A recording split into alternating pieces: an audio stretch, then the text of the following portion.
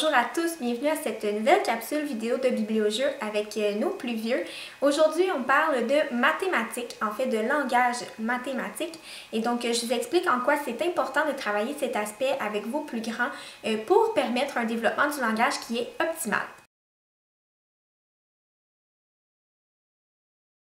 D'abord, quand on parle de mathématiques et de langage, il s'agit de comprendre les concepts mathématiques qui sont à utiliser dans la vie de tous les jours. Par exemple, la grandeur ou la quantité. Un des jeux qui est idéal pour travailler cette capacité est le jeu Size Up. En fait, il s'agit de faire des estimations pour trouver la grandeur approximative de certains objets à partir d'unités de mesure conventionnelles, donc les millimètres, les centimètres ou les mètres. Vous pouvez donc amener votre enfant à réfléchir à quel type d'unité il doit utiliser pour estimer la grandeur d'un objet et donc l'amener à essayer de trouver la grandeur de l'objet qu'on lui demande de trouver. Petite astuce.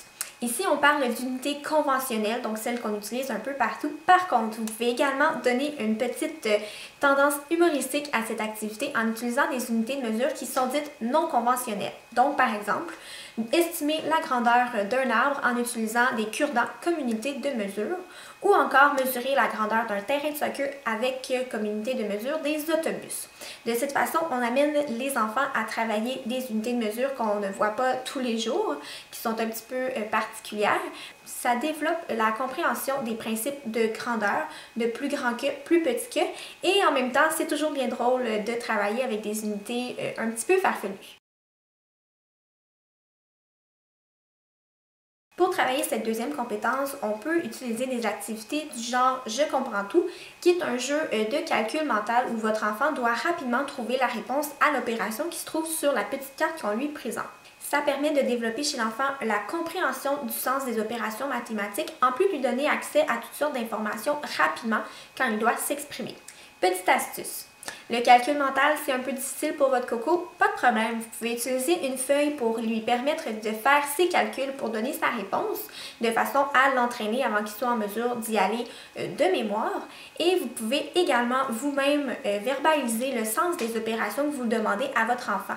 Par exemple, l'opération 3 fois 9 représente en fait 9 plus 9 plus 9. Et donc, en verbalisant, en décortiquant un petit peu l'opération, c'est plus facile pour les enfants en bas âge de comprendre ce qu'on lui demande de faire. On peut également travailler la résolution de problèmes avec les enfants en utilisant des jeux de logique, par exemple l'activité Cat Crimes, où il faut positionner des chats selon différentes contraintes dans une grille. Et donc, il faut respecter les demandes, les caractéristiques de chacun. Ça permet à l'enfant de comprendre ce qu'il lit, de comprendre les informations et de les utiliser pour répondre à la demande d'un petit problème à résoudre. Petite astuce, on peut travailler la compréhension de problèmes en lecture, donc tout simplement en questionnant l'enfant, en l'amenant à comprendre un petit peu ce qui est caché derrière les mots. Petite astuce bonus.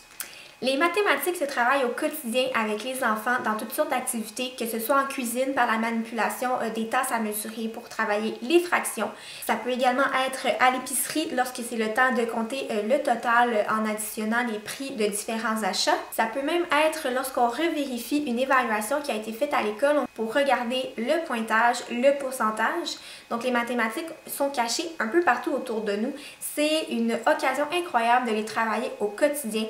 C'est ce qui conclut la courte vidéo d'aujourd'hui sur les mathématiques. Si vous avez des questions à ce sujet, n'hésitez pas à me contacter, ça me fera plaisir de vous aider et de vous répondre. Sur ce, je vous souhaite une très bonne fin de journée, un bon week-end et je vous dis à bientôt!